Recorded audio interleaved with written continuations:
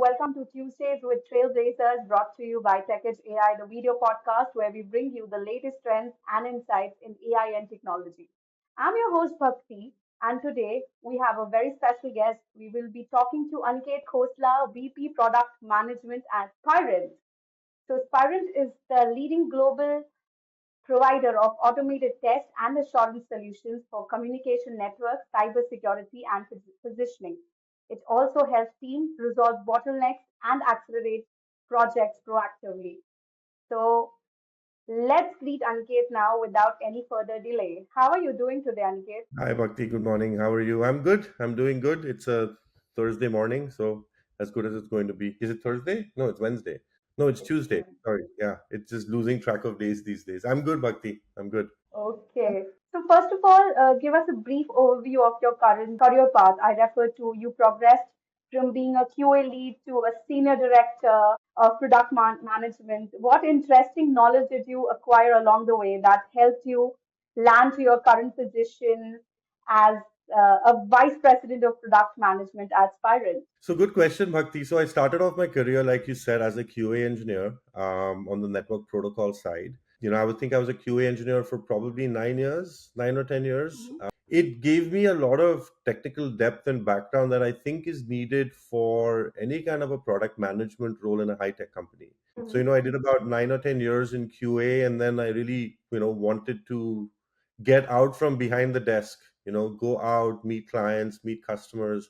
And that's when I got my first opportunity to move into product management. Obviously, having the technical depth was very helpful for me when I went out and met customers. And then, as I progressed through my career, I rose through the ranks. I've been lucky and fortunate enough to be given a lot of cool technology to work with, get my hands really dirty, understand how the technologies work. And here I am 24 years later into my career now working on AI. I started my career learning how to test 1 gig Ethernet solutions, 10 gig Ethernet solutions, and now we're here 24 years later testing AI. So it's just been, the it's been having the technical depth, and I firmly believe any kind of position in product management requires you to be out there, be outbound, know what's happening in the market, know what's happening with your customers, and I've been fortunate enough to be given the opportunities to do that.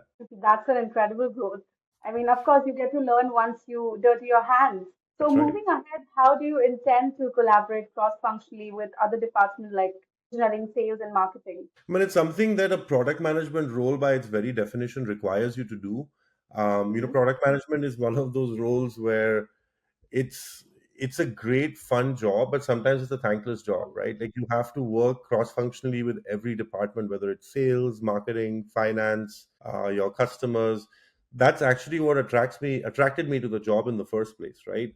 So our role is to kind of be, the man in the middle who's translating what a customer wants into what an engineering team can build. And once that thing is built, try and find a way to evangelize that back out to my sales teams to sell, my marketing teams to market. So you're always in the crosshairs of, any kind of product delivery. And so that, I mean, that's really what's exciting about the role. I've been able to do that, over many years, and I continue to do it. I mean, my job is to build products and, help my field teams sell and my customers succeed. So it's part and parcel of the job. Of course, it always works in sync. So, that's That's right. really fascinating. So, AI is setting new standards in ever changing data center industry. So, what do you think is the most significant impact of AI on the data center networking landscape, and how do you see it evolving in the future? It's a very good question. So the AI data center is fundamentally quite different than what we call the front end or traditional data center, right? The traditional front end data center had to deal with data volumes, but you could throw more compute capacity at the problem, and you could solve the problem. Right? The front end network is also is predominantly, if not all, Ethernet. Mhm. In a front end traditional data center network, if you lose packets or there's packet latency, it's not a big deal, right? You recover, you retransmit packets, everything is fine. In the back-end data center, or the AI data centers as they call right now, the Mhm. volume of data that those data centers have to manage is enormous, right? These large language models are huge. I mean, they are computationally so intensive in what they do that you need a specialized piece of hardware to handle that kind of data. And that's where GPUs come in, right? The GPUs, obviously, NVIDIA enjoys market dominance here right now. So the sheer size and scale of these AI data centers is massive. They are very GPU centric. Also, in a AI data center, scalability is a huge challenge, but so is things like packet loss and latency. The AI data center is connected one of two ways, right? There are two competing technologies. One is InfiniBand, which is Mhm. also proprietary to NVIDIA, that allows these GPUs to communicate with each other without any packet loss, any latency, and that is deployed pretty widely, but it's proprietary, right? It's owned by one company, it's owned by NVIDIA. So gradually over time, we see Ethernet also evolving to be the communication channel between these GPU clusters. um, Mhm. Ethernet was not designed, candidly, to deal with AI, so it comes with a bunch of fundamental problems. But there's I expect a lot of innovation in this space on the Ethernet side for Ethernet to evolve to manage the AI data centers. It's the sheer size, scale of these data centers. I mean, we're talking about some data centers that have 100, 200,000 GPUs, and these things are not cheap. Difficult to manage, very difficult to power, very difficult to cool. And like I've mentioned to many other people I've spoken to, this is just the start, Bhakti. This is just the beginning. Like, think of the iPhone in 2010. Who would have thought how it would change the world? I mean, AI is going to do that as well. So we're at the very beginning. We'll have to see what happens in this space, but it's very exciting times ahead. Very, very exciting times ahead. Got and this is very interesting also. So now you mentioned in one of the posts on LinkedIn about high-speed Ethernet for AI networking. Can you explain how that impacts data center operations and management? I mean, how scalable and future-proof is it? It's an interesting question that you ask. In talking to a lot of data center operators right now, they are starting to think about building their AI data centers now, right? They are trying to future proof their data centers a year out. Mhm. Chances are, by the time a lot of these big hyperscalers build their AI data centers a year out from now, they will already be out of date. They already won't be big enough to handle these new large language models that are coming in. So the size of these clusters are, I believe, the industry data shows are it's almost quadrupling every 2 years. So it comes with a lot of complexity.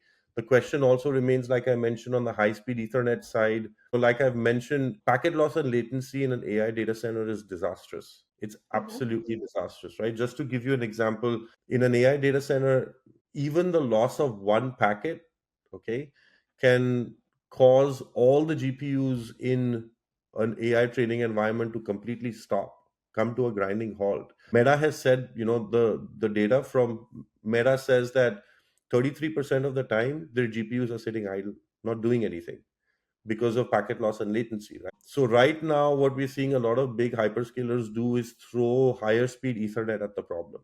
So people are moving from 400 to 800 very quickly. We're talking to customers who are already asking us about 1.6 terabit, right? So these speeds will continue to evolve, but they will have to be, and likely will be, fundamental changes to core Ethernet so that it is more lossless over time, right? Once Mhm. that problem is solved, then you should start to see more high-speed Ethernet growth in within the data center, within the AI data center anyway. Right now, it's dominated by InfiniBand, but Ethernet is coming for that space as well. So more, a faster pace of evolution for Ethernet for sure. In my career, just to give you an example, Bhakti, the amount of time it took for customers to go from 1 gig to 10 gig was 6 or 7 years. From 10 gig to 100 gig was about 4 years. From 100 to 400 was two. Now between 400 and 800, like by the time you get 400 ready and mature, people are already asking about higher speeds. So the industry is evolving very, very quickly. And AI is, it's a massive driving force now in, people adopting these higher speeds quickly. Pretty complex understanding. Yeah, but Yeah. what are Live and some, breathe. of course. So you just mentioned about the bandwidth that I could gauge. So what are some bandwidth challenges that come with the ever-changing AI models? So the language models are getting bigger, right? Mhm. So I don't know the exact numbers, but like I believe some of the newer large language models, like ChatGPT 4.0, have maybe 20 times or 30 times the number of parameters that the original ChatGPT had. So the volumes of and sizes of these large language models are getting much bigger. And in an AI data center, because you cannot have one single GPU manage these massive, workloads, the workload has to be split across hundreds and thousands of GPUs. Okay. So you take a big chunk of data, you break it up into smaller chunks, and then that is, computationally managed by hundreds and thousands of GPUs, right? That brings a lot of complexity in itself in, how do these GPUs communicate? How is the data processed through the network? There are multiple failure points in a data center network, right? The Ethernet fabric is one of them. So the Okay. bigger the models, the more computation is going to be needed to manage these models, and the more complex it gets in terms of managing your network. Right now, unfortunately, a lot of people are just throwing more GPUs at the problem instead of going back and looking at, okay, I have a network. Can Mhm. I do anything to optimize my network to make sure I'm getting the maximum performance out of my GPUs? So Okay. right now the GPU utilization is suboptimal. It's not very good, right? There's a paper published that I think compared if you looked at a large language model with, let's just say, 100 parameters, let's just Mhm. say you required 5 GPUs to do that. Once those 100 parameters became 1,000, which is basically 10 times, you'd expect the number of GPUs to go to 50, right? Basically 10 times. It's not the Mhm. case. You require maybe 500 GPUs, almost 100 times the number of hardware. And that's because the network, as one of the aspects here, is suboptimal. So throwing more GPUs at the problem is not always the answer. You have to look to optimize your network, make sure you're getting the most out of your investment, right, in these huge GPU clusters. Growing models bring complexity in deployments, complexity in managing the network. We won't even talk about, the power requirements for these GPUs, right? It's huge. So, there'll hopefully be some breakthroughs in that region as well, but brings a lot of complexity with it as these, models continue to grow, and they will continue to grow. Of course. Of course. That makes perfect sense. Let's talk about the cloud at the moment. So Ethernet forms its backbone, right? So how does this connect to the need for realistic AI traffic simulation? A lot of our customers right now don't have a way to test their AI clusters. Okay, the way Okay. they're doing it right now, Bhakti, is they're building real labs with real GPUs, and Mhm. they're using those GPUs to generate traffic to test their network. Okay, that's not scalable in the long term. First of all, these days to get your hands on a GPU is next to impossible, right? You almost have to wait a year in some instances to buy these GPUs if you can find them. Second, financially, it's not scalable for someone to build a lab with 512 GPUs just to test. It's not a long-term solution for anybody. And so what's happening very often is people are deploying these AI clusters without any test. And when they actually deploy these things, they realize that they have a lot of problems. So when we looked at this problem, given our expertise on the Ethernet side, Bhakti, we said, is there something we can do on, the test equipment we've been building to simulate these AI workloads, right? Can we simulate the traffic workloads coming out of a GPU as an example, which is very different than traffic coming out of anything else in your older data centers?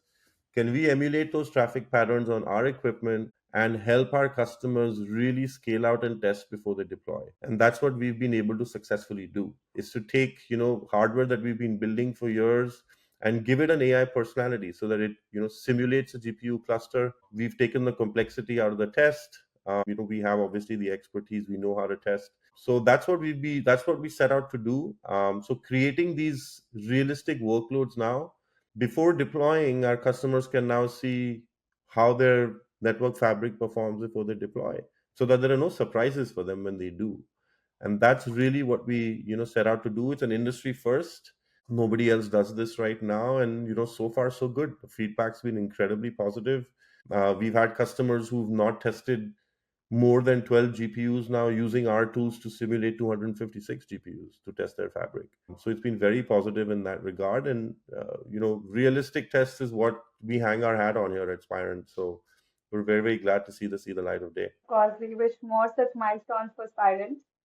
Thank you. And that was pretty detailed information. So understanding the intersection of culture and technology at Spirent.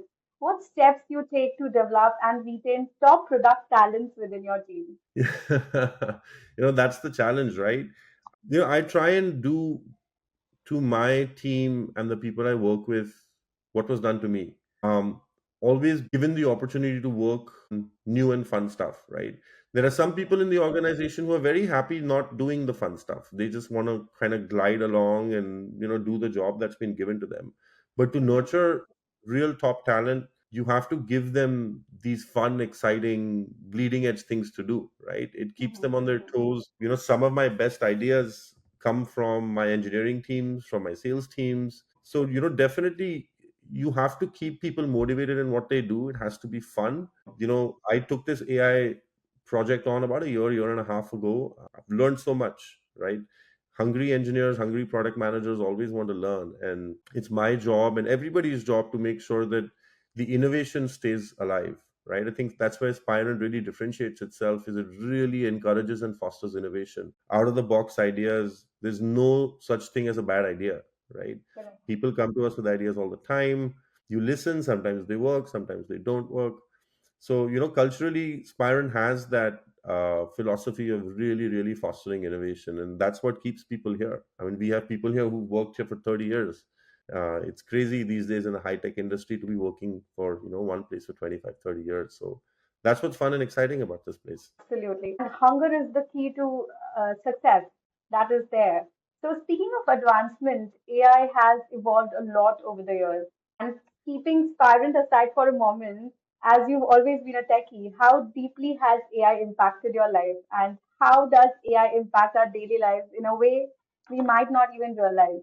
You know, whether we know it or not, we've been using some form of AI for a while, whether it's Siri on your phone, whether it's Mhm. Alexa on your Amazon device.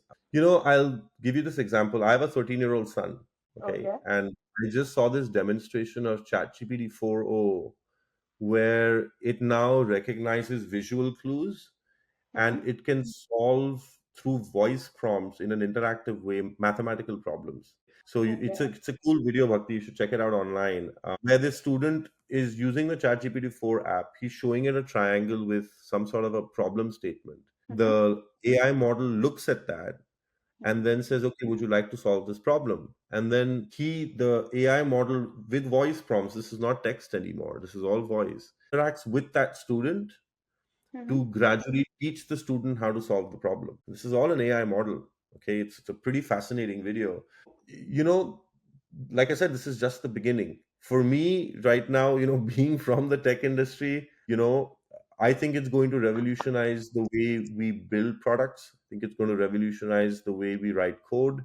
I think it's going to revolutionize education. Definitely education, right? As a father of a 13-year-old boy, I want to make sure he doesn't depend on AI for everything, right? He has to learn as well. It's bad enough that our kids don't know how to handwrite these days because they type everything. So, on the education side, I think there will be a lot of innovation here. Healthcare too. Opportunities are endless. They're boundless. For me personally, just to give you an example, I'm heading out on a holiday this Friday for 2 weeks. I'm going to two different countries. I used an AI planner in an app to help me build an itinerary. Otherwise, I would have had to book this flight, that flight, and try and figure everything out. This AI planner gave me a schedule. I still had to book the flights. So far, I'm sure in another 2 years it'll book the flights for me too. But this Definitely. AI planner helped me plan an itinerary for 2 weeks across two countries. Saved me so much time. That's just a small example of the way I've been using it so far. So we'll see how it evolves. See how it evolves. I mean, and it does it with such a precision that there's no question that it can fail. And So right wow, now, a lot of it is it's going to move to voice. Like the ChatGPT 4.0 model, the voice interactions are incredible, absolutely incredible. definitely, definitely, it's going to go a long way. So wow, Aniket, I really enjoyed hosting you on our podcast Tuesdays with Trailblazers. I mean, your journey was really inspiring. I have a lot to carry home today.